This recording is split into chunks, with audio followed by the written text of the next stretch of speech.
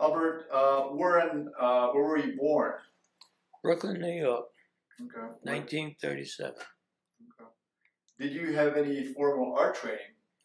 I studied at the Art Students League of New York. On Saturdays, I studied with somebody who's not well known and died young. His name was Louis Priscilla, but he studied with George Bridgman. So, in a way, I had a secondhand George Bridgman education, and I really valued it. And one summer, I studied for a month or two with a sculptor, Robert Ward Johnson. Again, not too well known, but he taught me about cross contour lines emphatically. He was a sculptor, and I never forgot that. And I'm thankful to both these men for teaching me a lot about drawing. Right. Do you remember an event, or was it a series of events that led you to fine art? Well, illustration collapsed. When I was younger, I used to like getting Collier magazine, Saturday Evening Post, and see Norman Rockwell and Harold Van Schmidt and others like that who were illustrators who I thought were painters.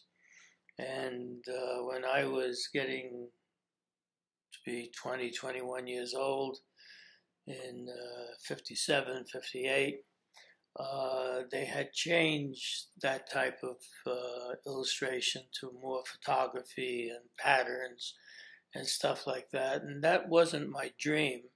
So I was kind of scratching my head until a friend of mine said I ought to go into fine arts. And I said, "What's fine arts?" They said, "Well, you paint whatever you want to paint and then you sell the pictures." And I thought that was kind of funny. Because Brooklyn is pretty provincial, and I always thought it was a great idea that somebody wanted a specific type of painting, and I had a job, so to speak, and I more or less did it. Turns out that I'm built totally differently than that, and they had to explain to me what fine arts was, and I went to the Village Outdoor Art Show. And there were some good students who were students of Dumont, Frank Vincent Dumont, who had passed away, and Frank Mason had taken over his position at the league. And I liked what I saw hanging on those fences down in the village, and I spoke to them, and I ended up studying with Frank Mason for 2 years. And I'm kind of thankful for that. Right. Did you start painting oils or pastels first? Well, here's an irony. Sometimes people call pastels chalks. When I was 5, 6, 7 years old, I was an overly protected child. A little embarrassed about that, but in any event, I was.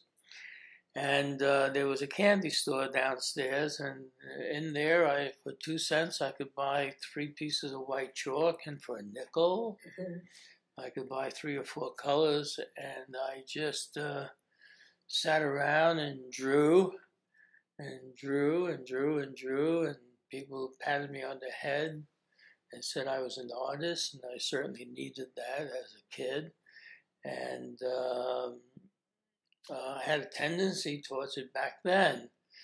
When I actually started learning how to paint, so to speak, it was all with oils. So the idea of working with pastels was nowhere at all in my mind. As a matter of fact, I don't touch a pastel until after I've been painting with oils for 9 or 10 years, and I come back from Europe. I spent 4 years in Europe. Interesting years. And they were good years. Bit lonely, but with the loneliness, those tapes, you should do this and you should do that, and all this confusion that can come on with suggestions or whatever you want to call them, kind of drifted off as I got into my thing. An example, You should work with a big brush. Well, I like to work with small brushes. You should work opaquely. Well, I like to work transparently. There were a lot of little things like that that I had to work out, and I did. Just touching back on Europe a bit, how did that influence your future after that, your art journey? What happened there? Well, I was alone for 4 years, and like I say, I wasn't influenced by friends, so to speak, and I had time to spend by myself. Um, I um, I thought I liked the old masters, Rembrandt, Titian, Velasquez, etc., etc., etc. And I found I liked Bouillard. I Somebody who I would never thought of. I liked more and more the artists from 1850 to 1930. I sensed that the best artists I knew were in New York City. Bert Silverman, Harvey Dennerstein. I met Richard Schmidt early on. He came from Chicago. Dave Levine, Aaron Schickler. I, I thought the best painters that I knew were my friends. So that was an eye opener. And I got to know the museums exceptionally well. And I had all sorts of thoughts about things. I don't remember names all that well, but I remember going to Italy and looking at works from the 1400s, or let's say 1500s. And then I go up to the lowlands, Belgium or Holland, and see works from the 1600s. And there was a certain type of quietness in both places. And then when I looked at works from the 1700s, it seems like it got quicker or noisier. Then the 1800s got quicker and noisier yet. And I had some theories about the environment. I never liked cars. I nearly moved to Venice because there's no cars. I had all sorts of notions. I had some things to work out as a young man. And I don't know if that answers your question or not. Does it? Yeah. About how old were you when you felt that your work that you were doing is getting closer to your vision? Well, I was always an indoor painter, and I always liked being outdoors. Seems like I get antsy after 3, 4 months of working indoors. I just had to change things. I'm still that way. Um, I used to paint every single day.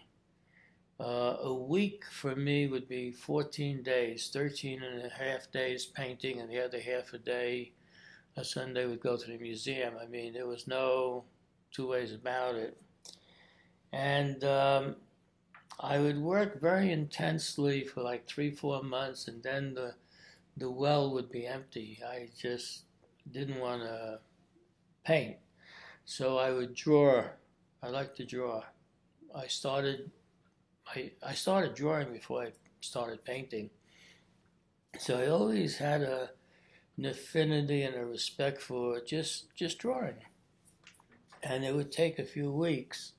I also like to play chess and stuff like that.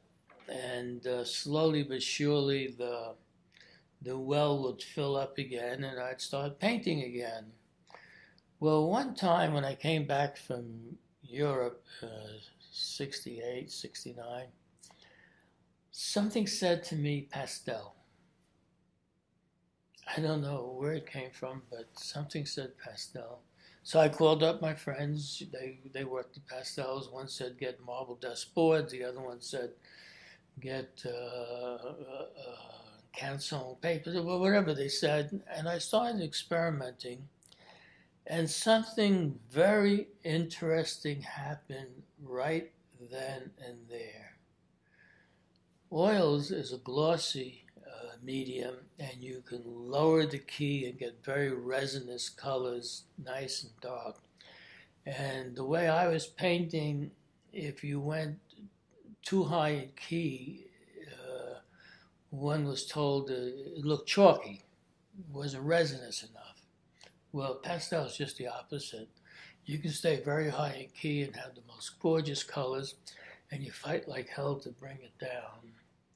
And I tried to twist the medium as if I was working with oils, which was impossible to do, but was interesting because it shattered everything.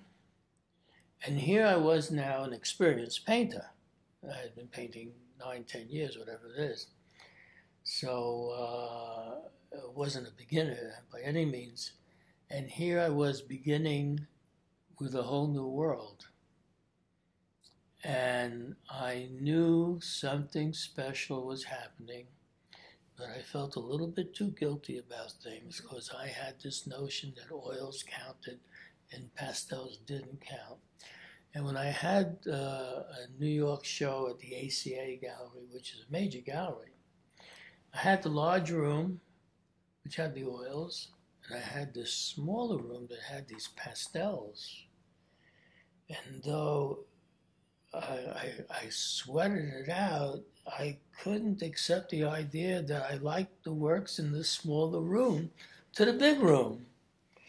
And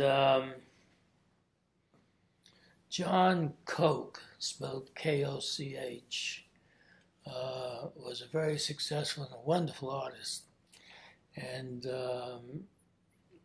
he bought one of the pastels, and the guy, Bob something or other, who worked there was a writer. And he called up Watson and Guptill because he knew Watson and Guptill was reissuing a book, How to Paint with Pastel Step by Step, or something by Eleanor Lathrop Sears. And the editor came down, Don Holden, and he flipped out, and he said, "Would you like to be in the book?" So, you don't say no to that. And all my friends, there they were, Schickler, Dan Green, Silver. And I was in the book, and I felt terrific about things. And the pastels, for me, made sense, artistic sense in a way, that surprised me, delighted me, and it was unpredictable, and it was an experience. And I loved it. And for me, that was the beginning of a voyage that I'm still on. And the difference, in my opinion, between somebody who paints well and who's an artist is something obsessive. In other words, when I'm dealing with trees, I can't see the sky. I can't, it's trees. To such a point that when I was in Woodstock, New York, I was seeing the Eddie Duchin story. I think that's how you say his name.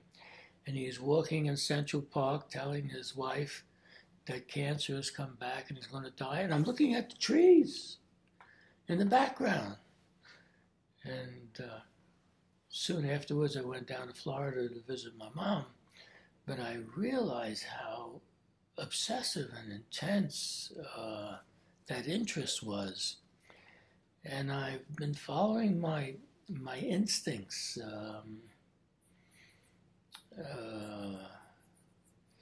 I come from an intuitive place.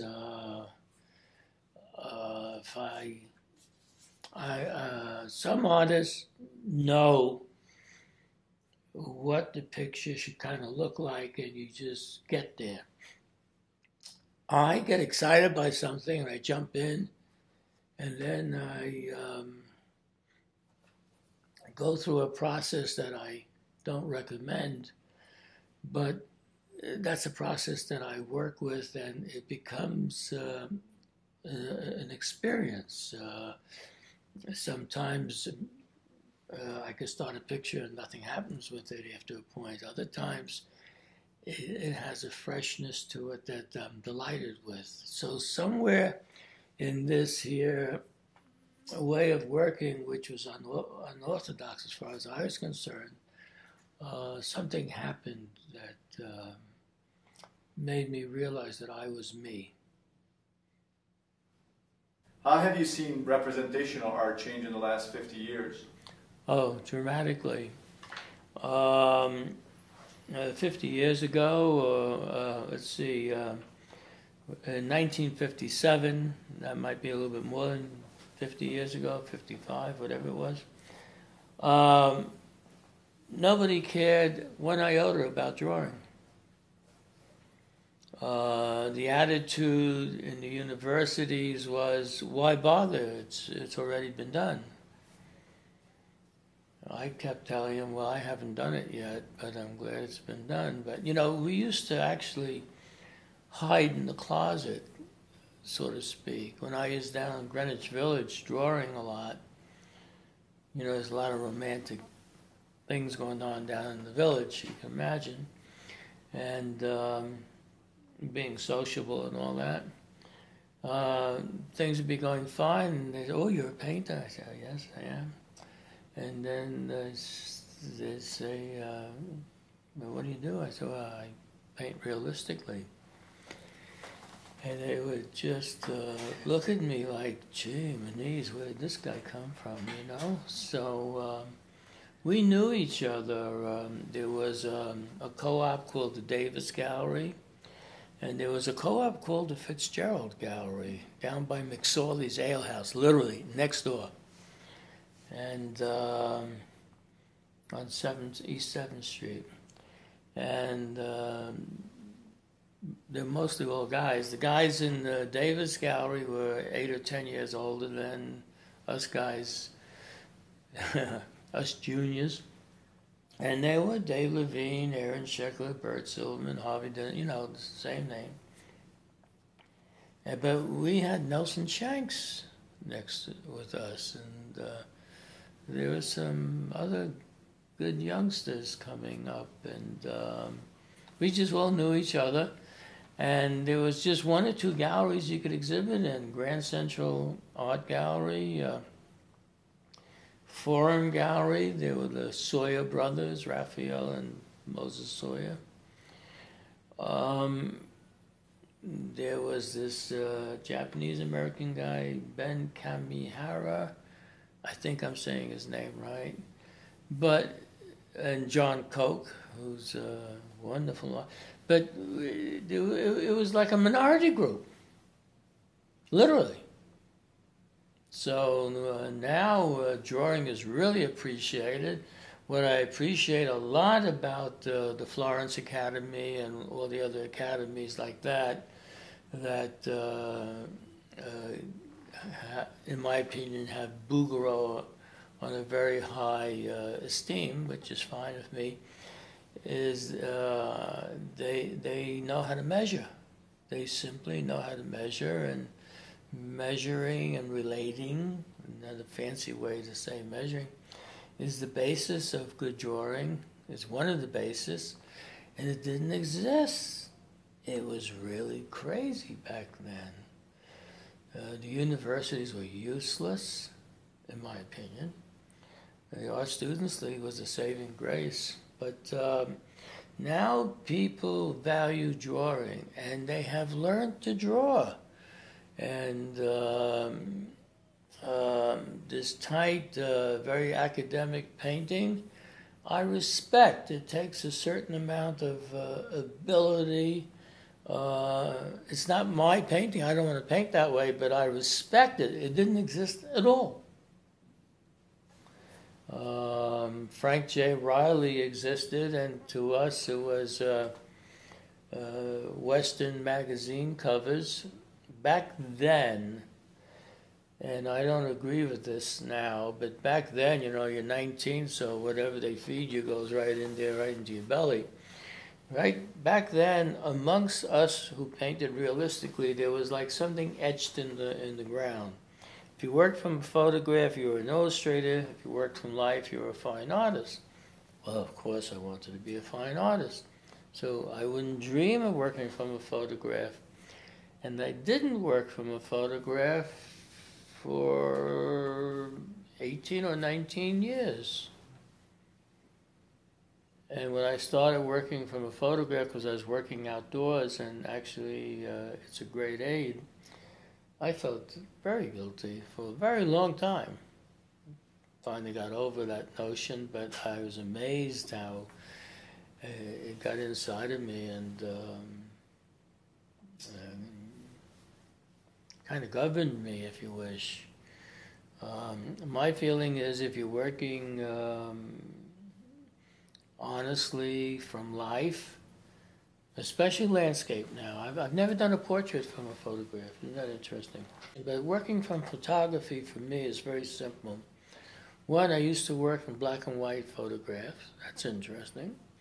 Two, if you came to my studio and saw the painting I was working on, you wouldn't believe that it came from that photograph. But without that photograph, there's no painting.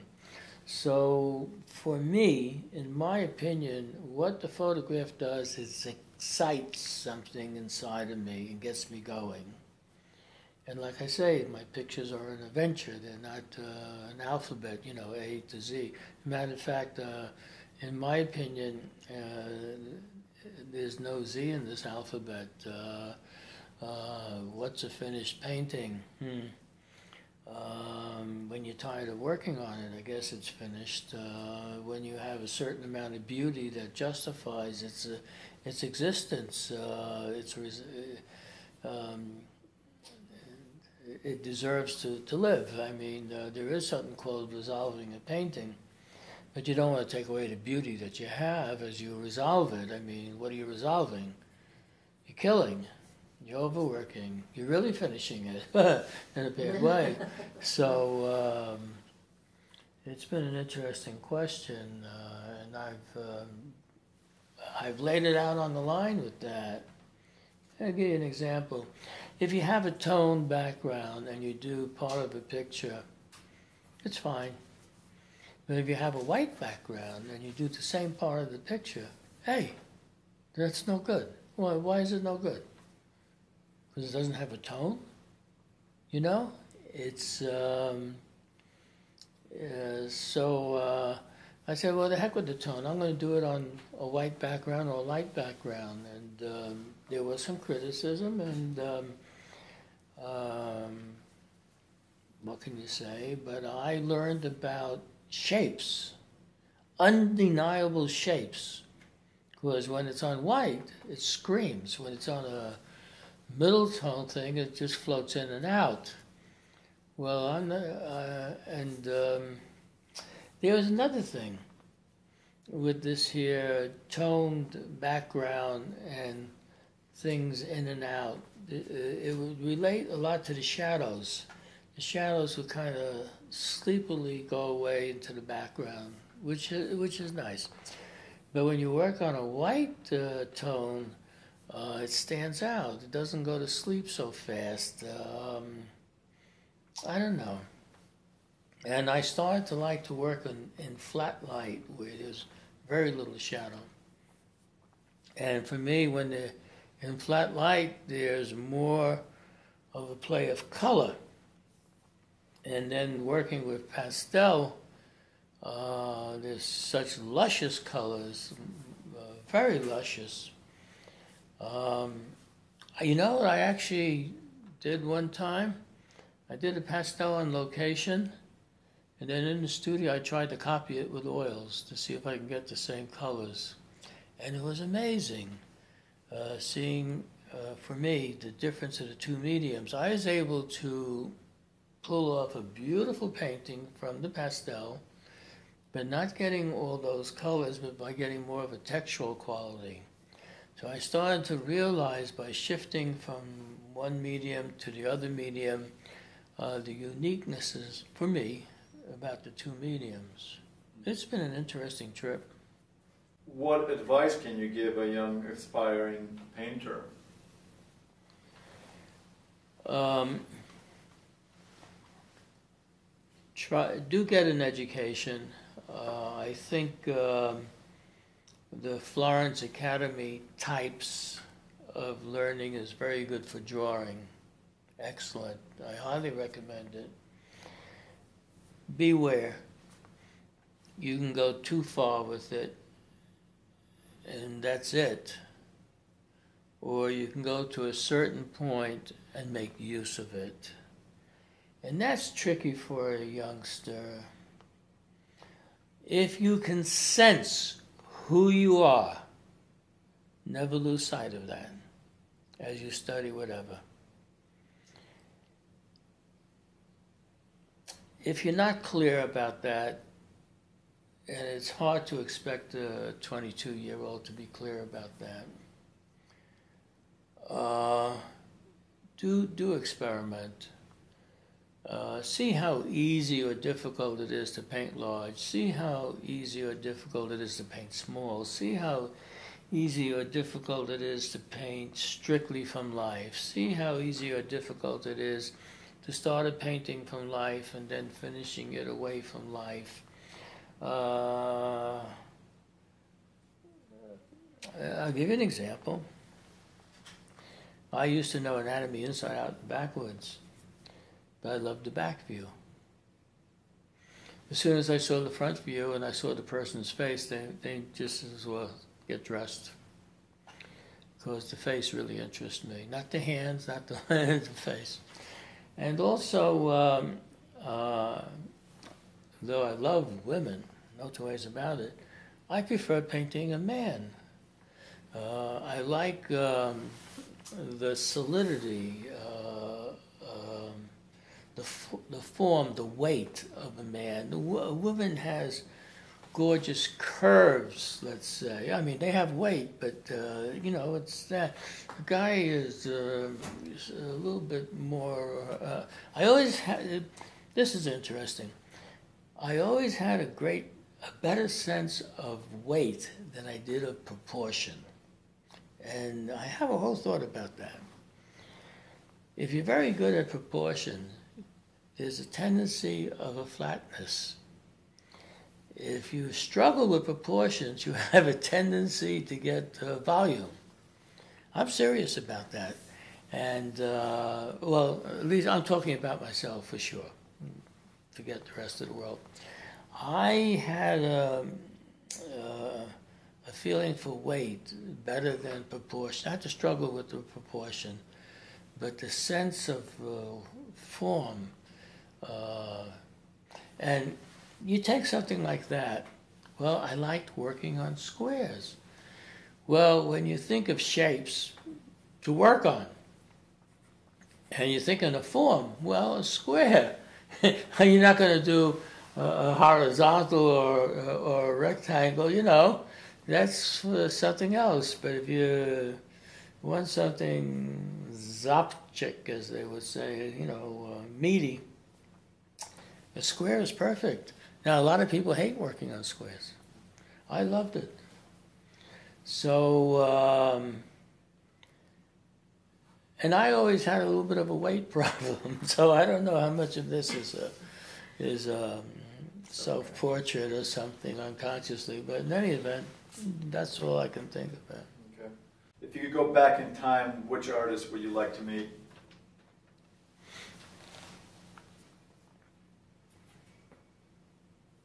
Or a group of artists, maybe. I wouldn't mind spending some time with Edouard Bouillard. I wouldn't mind spending time with John Singer Sargent and Sorolla and company. I really like Hassam's work very, very much. But I thought his works are just beautiful. You know, let's say those 4 or 5 people. Good enough. Thank you, Albert. Oh, you're welcome.